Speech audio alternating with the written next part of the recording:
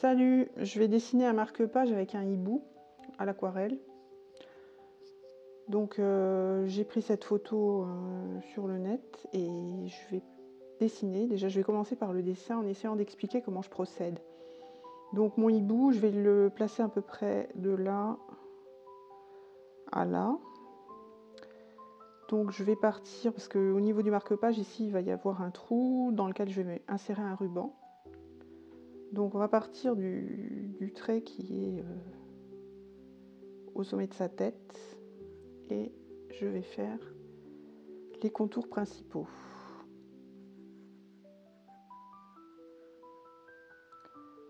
Donc il a un V entre les deux yeux. Je vais essayer de le reproduire au plus juste.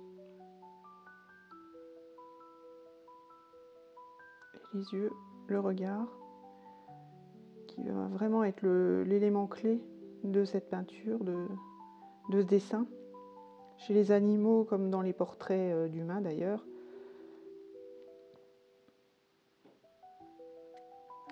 c'est vraiment le regard qui doit être bon, juste, qui accroche, qui va communiquer l'émotion ou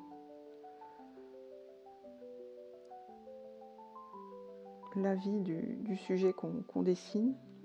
Donc en principe, c'est vraiment le regard qui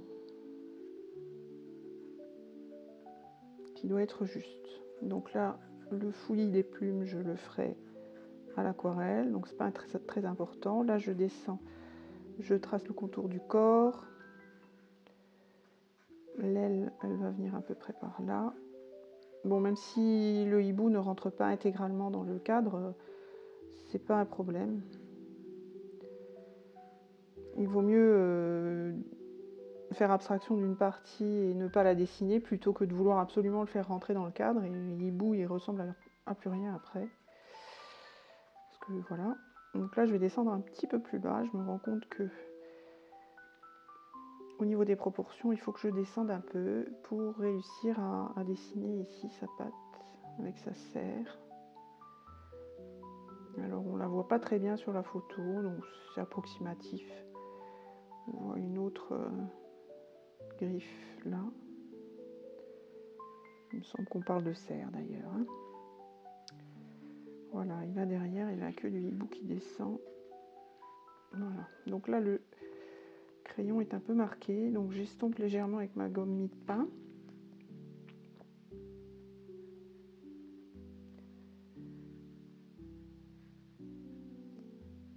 Et je vais venir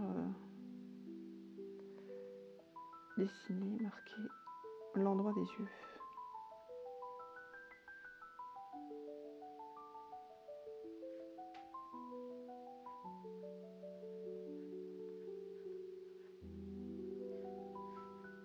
Voilà, donc là mon ébauche au crayon, pour moi elle est bonne, elle est suffisante pour me permettre de mettre le sujet en aquarelle. J'ai pas besoin de trop rentrer dans les détails du dessin. Et là c'est ok pour commencer la peinture.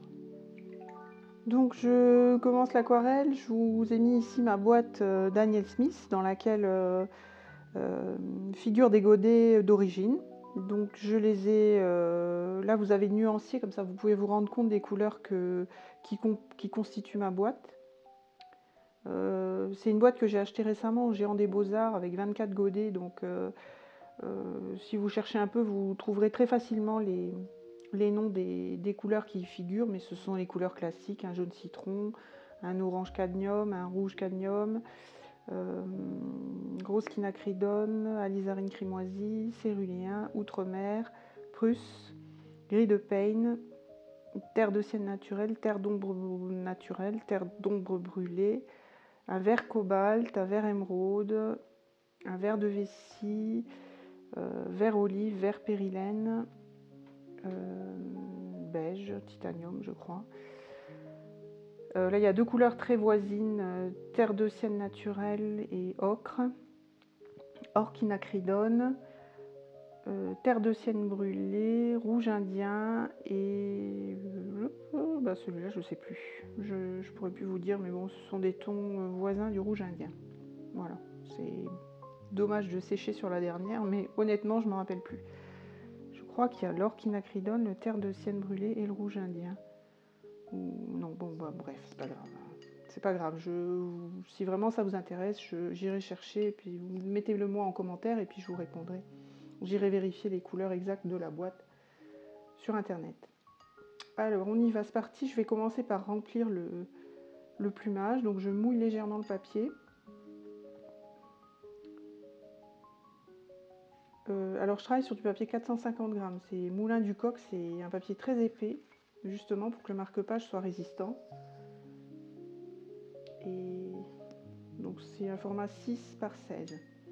Donc je mouille le papier, déjà dans la zone supérieure, parce que je vais commencer par la tête, en réservant les yeux et le bec, que je n'ai pas mouillé. Et donc je vais utiliser, alors je vais partir sur un terre d'ombre naturel, avec un peu de terre d'ombre brûlée, un peu de bleu pour animer le tout. Je vais faire cette zone sombre là.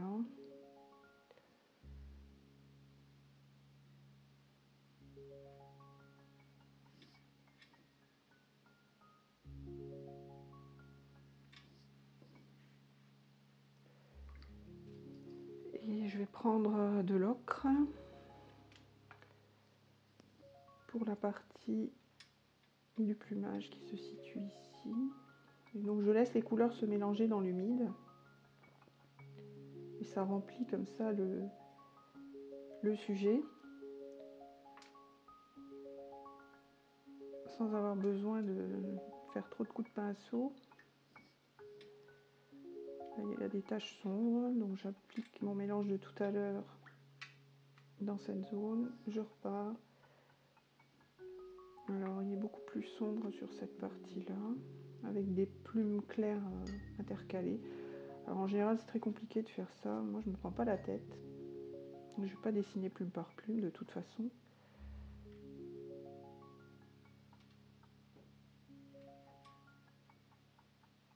Donc je remplis avec de l'eau dans laquelle je viens poser des couleurs.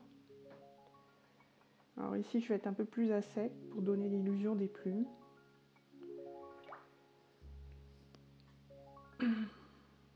Et là je repars avec un peu de terre d'ombre brûlée, du bleu. J'ai pris un peu trop de bleu de Prusse, mais je pense que ça peut être pas mal. Rajouter un peu de bleu dans tout ça.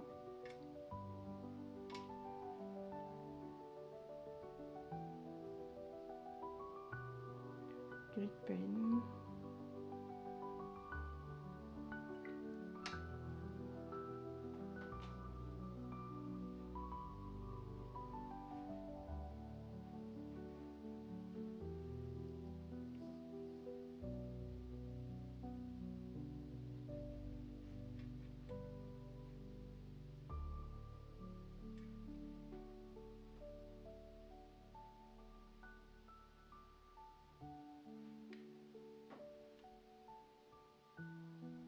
Alors le pinceau est un pinceau calligraphie bon marché synthétique, acheté sur Temu, j'en ai acheté tout un lot.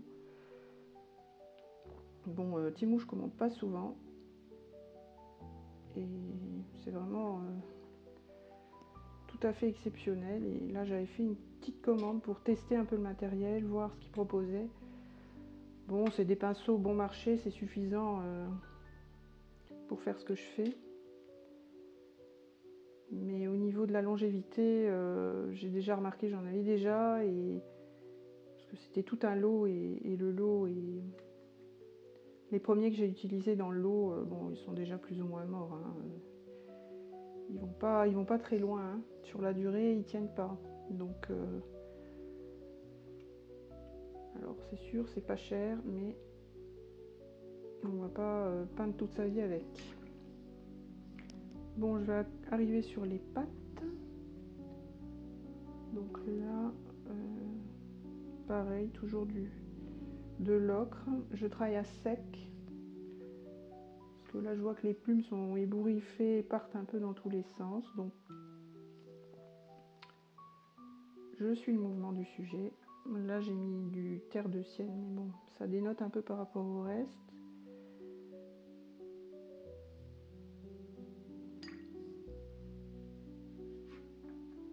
faudrait qu'on retrouve un peu de cette couleur ailleurs pour équilibrer le sujet.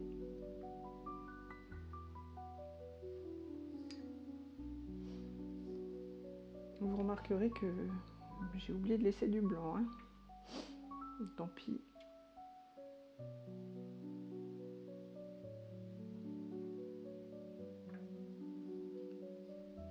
Bon, je vais m'arrêter là. Ça sert à rien de tripatouiller encore. Je vais enlever là. Voilà.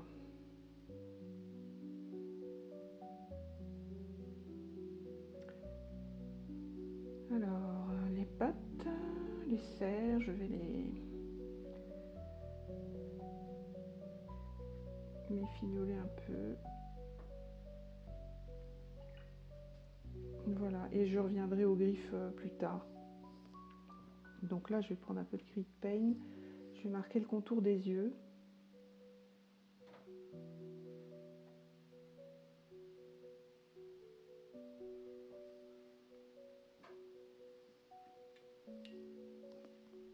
Ensuite, il a les yeux orange avec une petite pointe de rouge. C'est vraiment un orange,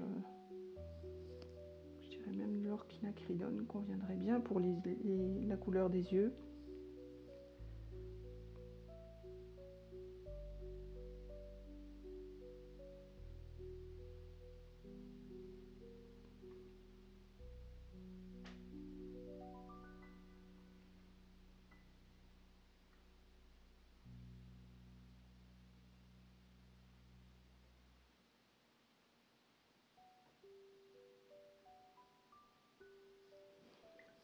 Voilà. Le bec, je vais replonger dans mon bleu.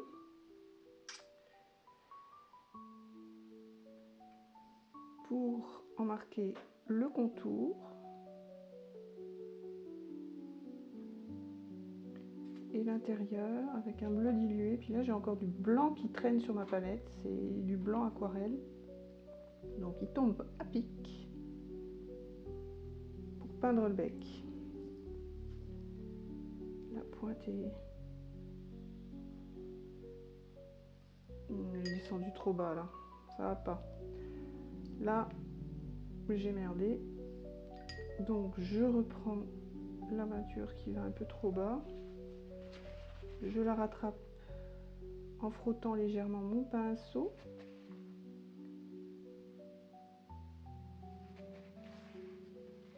Voilà, c'est déjà mieux. Et je reprends la zone blanche là avec mon terre de sienne. Voilà, alors je continue avec une couleur sombre, mélange de gris de peigne et terre d'ombre brûlée. Et maintenant je vais finir le contour des yeux.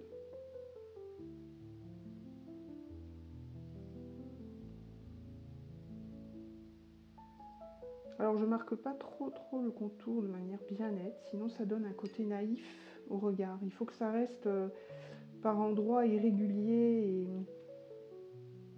et pas trop marqué, parce que si vraiment je fais des beaux ronds bien nets, bien marqués, ça lui donnera un regard un peu oui, naïf, comme dans un coloriage pour enfants si vous voulez.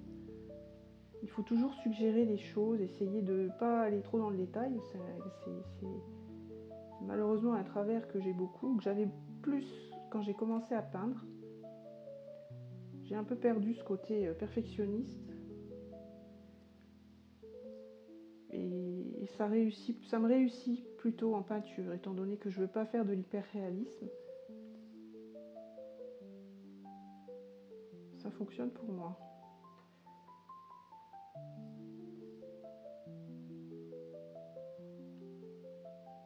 Voilà. Alors là, j'ai attrapé le regard, je crois. C'est pas mal. C'est compliqué les regards, il ne faut pas se louper. Et quand on en fait trop, on peut vite flinguer toute une expression qu'on avait réussi à capter en faisant 2-3 touches de trop au mauvais endroit, et c'est fichu, on n'arrive plus à le rattraper. Donc là, quand on l'a du premier coup, on peut s'estimer heureux et il faut passer à autre chose pour pas Comme je vous dis, tout flingué. Les griffes, plutôt grises, bleutées. C'est des cerfs, c'est pas des griffes, je crois.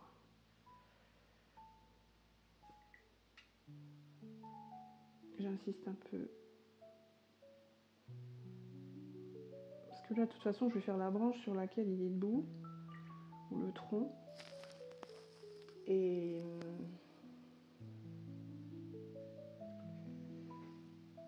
ça va un petit peu noyer ses pattes. Alors là, je prends un peu de vert, je mélange avec les couleurs que j'ai là pour donner des nuances dans mon vert.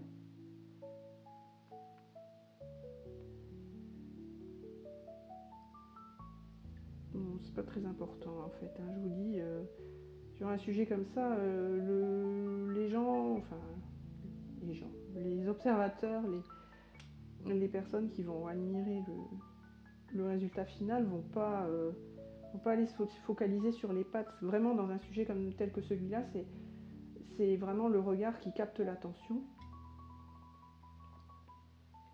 Et si les pattes sont un peu de travers ou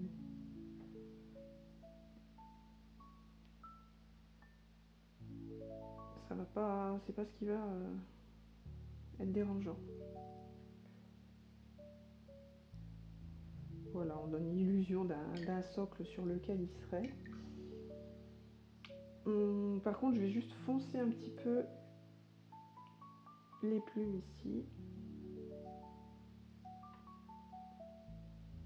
Ça porte un nom, ces plumes là. Je ne me rappelle plus. Je l'ai déjà vu, mais je me souviens plus comment ça s'appelle. Les aigrettes, non, peut-être pas. Ça aussi, il va falloir que je cherche. Alors maintenant, je vais mettre un fond vert derrière. Je vais réutiliser ce vert là. Par touche irrégulière. Avec un peu de bleu outre-mer dedans.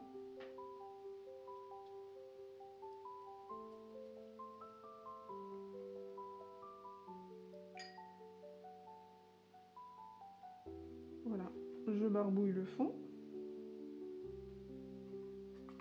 Là aussi, je verrai bien un petit peu de bleu dedans. Oups, il y en a trop. Voilà, je remplis. J'ai cette manie de vouloir tout remplir, mais il faut absolument que j'essaye de faire des marque-pages où je ne suis pas obligée de mettre un fond. Il faudrait que j'essaye